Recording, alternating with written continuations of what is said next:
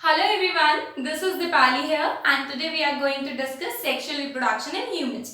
So अगर हम humans की बात करें, human के sex organs की बात करें तो male sex organ male reproductive part का एक हिस्सा हो गया और female sex organ female reproductive part का एक हिस्सा हो गया. तो अभी हम दोनों पढ़ेंगे with fertilization. बेसिकली ये sexual reproduction होता कैसे है human के अंदर. पहले आप ये क्लियर करें reproduction क्या होता है. Reproduction means to give young ones. तो ह्यूमंस यंग वंस कैसे देते हैं, ह्यूमंस बर्थ कैसे देते हैं, यानी जो फीमेल्स हैं वो बर्थ कैसे देती हैं, उसके पीछे जितना भी प्रोसेस है that we are going to discuss it today. And sexual reproduction की बात हुई है तो दो पेरेंट्स इन्वॉल्व होंगे, male and female, right. That's why we are studying male and female reproductive system today. So the male reproductive system consists of testes. So now this testis is a paired structure जो कि male reproductive part में होगी, यानी mail reproductive system का एक हिस्सा है. Mail reproductive system की अगर लोकेशन की बात करें तो ये एब्डोमिनल कैविटी में होगा. एब्डोमिनल कैविटी यानी जहां पे आपका स्टमक होता है, स्टमक से थोड़ा नीचे वाला area, that is the reproductive area और that is the abdominal cavity. And this is the same area in the case of male and female reproductive system. तो अगर बात करें टेस्टिस की, these are paired structure, paired होते हैं ये, और ये एक बैग लाइक स्ट्रक्चर में इनक्लोज होते हैं, that is called scrotum.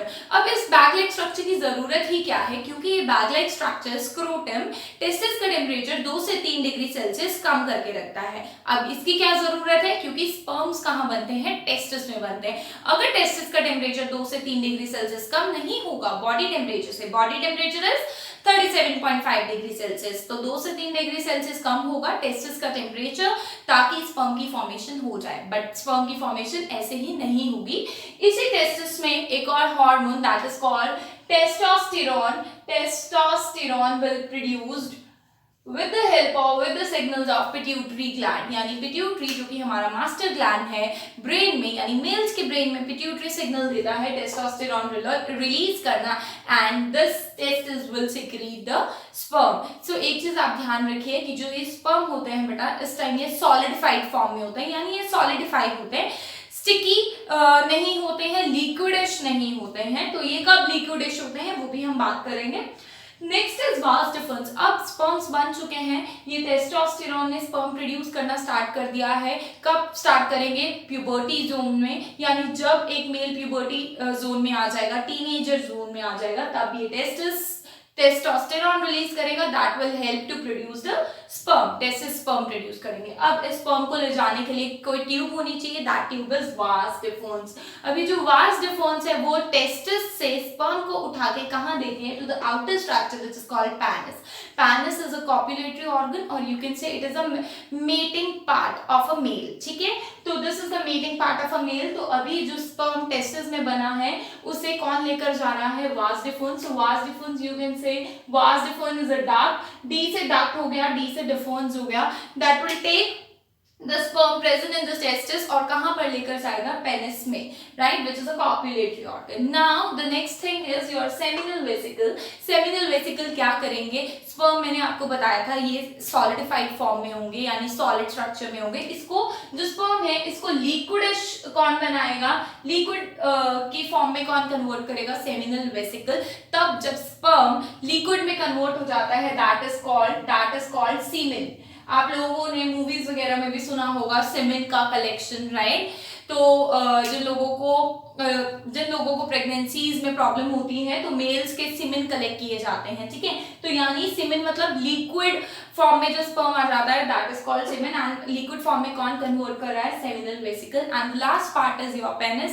That is penis के अंदर क्या होगा, penis is excretory part for the semen, and ये यूरिन को भी एक्सक्रीट आउट करता है with pore like structure called urethra. तो penis is a mating part, penis will release the sperm, that's it. That's it of the mail reproductive system. अब बात करते हैं फीमेल रिप्रोडक्टिव सिस्टम। मेजर आपको सिर्फ ये याद रखना है कि जो टेस्टिस है वो स्पर्म प्रोड्यूस करता है और स्पर्म ही सबसे ज्यादा मेजर पार्ट है जो कि आगे बर्थ करवाने में यानी यंग वन के बर्थ में रिस्पॉन्सिबल है। अगर हम फीमेल की बात करें तो फीमेल का मैंने एक छोटा सा रफ डायग्राम बनाया है। फीमेल में ओवरीज होती हैं इन द एब्डोमिनल कैविटी, दोनों साइड पे, लेफ्ट साइड पे, राइट साइड पे। ओवरी क्या प्रोड्यूस करती है? ओवरी प्रोड्यूस करती है ओवम। तो ओवम क्या है? Ovum is a female gamete. अब होगा क्या? Second is fallopian tube. अब ये fallopian tube, this is a tube like structure which is fallopian tube. ये ओवम को कैरी करके लेकर जाती है कहां पर? फेलोपियन ट्यूब के अंदर। और यूट्रस में क्या होगा? यूट्रस में इम्प्लांटेशन हो जाता है। इम्प्लांटेशन मतलब अगर इस फेलोपियन ट्यूब में स्पर्म मिल गया, अगर इस फेलोपियन ट्यूब के अंदर स्पर्म आ गया, तब जो यूट्रस के अंदर इम्प्लांटेशन होगी वो यहाँ होगी। मैं अच्छे से एक्सप्लेन करूंगी, एक बार आप इसको समझ लीजिए, पूरा प्रोसेस अच्छे से एक्सप्लेन करूंगी कि फर्टिलाइजेशन के बाद क्या प्रोसेस होता है। तो ओवरी क्या है? एक बार इसकी मॉर्फोलॉजी की बात कर ले। ओवरी प्योर स्ट्रक्चर है, ओवम रिलीज करती है और एक और हार्मोन है that is called estrogen. Estrogen hormone ovary release करती है एंड प्रोजेस्टेरॉन भी ओवरी रिलीज करती है। तो एस्ट्रोजन कब रिलीज होता है? जब तक एक लेडी प्रेग्नेंट नहीं है तब तक वो एस्ट्रोजन रिलीज करेगी। After the pregnancy body will release और ovary will release progesterone, right. Fallopian tube क्या करती है? कैरी करके लेकर आती है ओवम को, और अगर ओवम स्पर्म के साथ फर्टिलाइज हो जाता है तो वो यूट्रस में इम्प्लांट कर जाता है, यानी यूट्रस में ठहर जाता है। और vagina is the external part of the female reproductive system, जो कि यूरिन को भी एक्सक्रीट आउट करता है और ओवम को भी एक्सक्रीट आउट करता है। बट ओवम तभी एक्सक्रीट आउट हो सकेगा अगर वो फर्टिलाइज नहीं हुआ है। अगर फर्टिलाइज नहीं होगा तो वो ब्लड की फॉर्म में एक्सक्रीट आउट हो जाएगा, जो कि मेंस्ट्रुअल साइकिल का एक पार्ट है। वो हम नेक्स्ट वीडियो में डिस्कस करेंगे। अभी हम क्या बात करने वाले हैं कि मेल ने क्या प्रोड्यूस किया? स्पर्म। फीमेल ने क्या प्रोड्यूस किया? ओवम।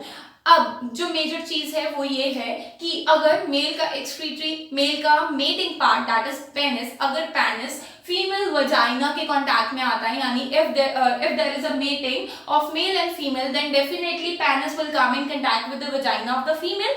अब penis vagina of the female के contact में आ रहा है तो during the mating the penis will release millions of sperm. penis बहुत सारे sperms release करेगा, millions of release करेगा sperm. अब वो sperm यहाँ से होते हुए कहाँ पर पहुंच जाएंगे? इस fallopian tube में। sperm के पास एक head होगा और एक tail like structure होगा। तो ये जो tail है ये swim करने के लिए है, so that it can swim easily inside the female reproductive tract.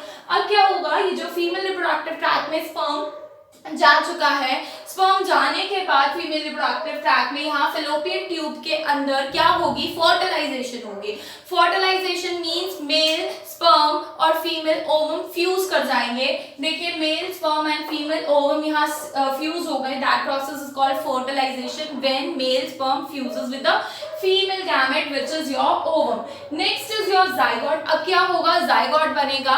अब वो जो जाइगोट होगा वो मैच्योर होगा और मैच्योर होके क्या बनाएगा?